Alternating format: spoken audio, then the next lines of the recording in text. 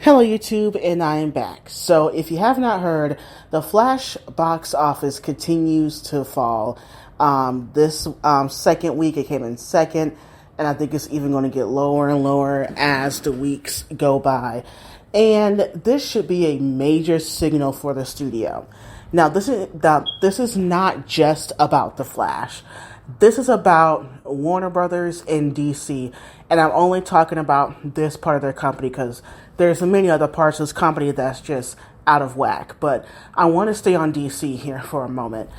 To me, in my humble opinion, and what I've observed since they came out with Man of Steel, all that, if you did not know, Man of Steel came out 10 years ago. And look at the state of the DCEU, whatever you want to call it this week. The reason why, in my opinion, the DCEU as a whole has not worked. Whether you like the Snyder cut, the Joss Whedon cut, whatever cuts of these movies.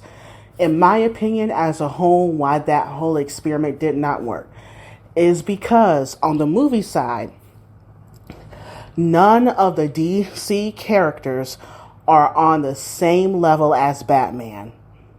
Let me repeat that. None of the DC characters are on the same level as Batman theatrically. Think about it. After, R.I.P. Joe Schumacher and everything, I understand. But those movies were not received well. So they took a break from those Batman movies. And they reinvented the wheel with Christopher Nolan, and the rest is history. When it has come to the other characters, and I'm mainly talking about DC characters that are in the Justice League, a good chunk of them has never been on the big screen, and they've never been reinvented or reimagined over and over like Batman has. And when it comes to these characters, they have not been put on the same level. And what I mean by that is when it comes to creativity, when it comes to taking some of these characters seriously and really putting in the time and the work and the storytelling, DC has not done that for their big marquee characters that will make up the Justice League. And the characters I'm talking about are like the Flash, Aquaman, Wonder Woman, Superman, and Green Lantern. Okay? And they haven't really built out their worlds. Like with Batman, we know Batman, Robin, Batgirl, Batwoman, all the Robins and everything. His rogues gallery obviously is legendary. In my opinion, and I think I've said this in past videos, when it comes to rogues gallery, especially of the main Justice League, they're leaps and bounds way better than Marvel's. I mean, oh my gosh. Just the Flash alone, Reverse Flash, the TV show did that. Speaking of the TV shows, when it comes to those, yes, they have the advantage because they're TV. They get episodes and they, get 20 some odd episodes. And they have the advantage over movies of telling stories over a long period of time. But even if your opinion of those shows are, they all suck or whatever, trust me, I have my own opinions on those shows. But they caught the nature of those characters. All the main characters of those TV shows were put on the same level as Arrow. Yes, people have their favorites and whatnot, I understand. But they were all treated, for the most part, not in everything, but for the most part, in my opinion, they were treated on the same respect as Arrow. They had their own individual storylines and everything. With Marvel, with how they did it with Iron Man was the first movie, then Captain America, then Thor. So by the time we got into the Avengers, we had multiple Iron Man movies, and we had, Captain America and Thor come right after it, and them all coming together, and all the Avengers coming together, and really showing that they are on the same wavelength. And then after that, the rest is history. The reason why it feels so weird, especially in DCEU, when we saw Ben Affleck's Batman with the Flash, Superman, all that, there has been no relationship built there. There has been no world built there when it came to Superman, when it came to the Flash. Wonder Woman was probably the best one, and maybe Aquaman. But honestly, that's not enough. You have to belt out everybody. And the problem is a good chunk of DC characters have not been really built out and identified on the big screen.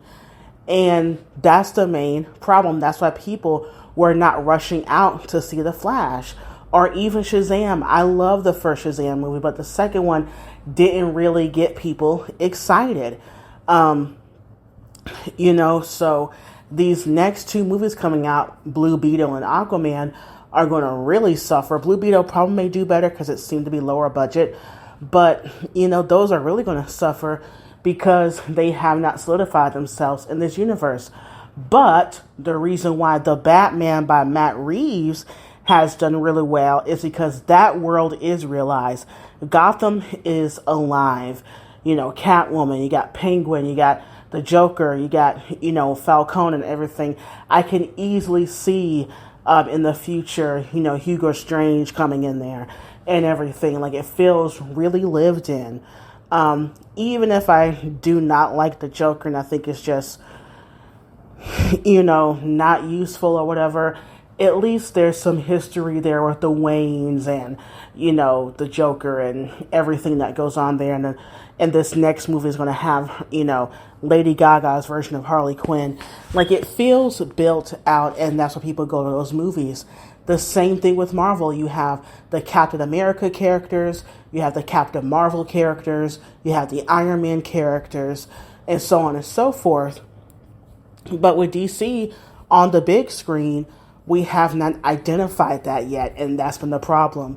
And also the rushing into stuff that really goes into, not really getting to know not only the individuals, but their own world and the characters that populate them. That's why in the Flash movie, Iris West was basically an afterthought. She's supposed to be almost a female lead and the love interest, but we don't get enough time with her because all this other big plot and universal stuff is happening.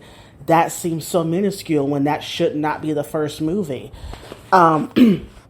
So that's my opinion of all of that.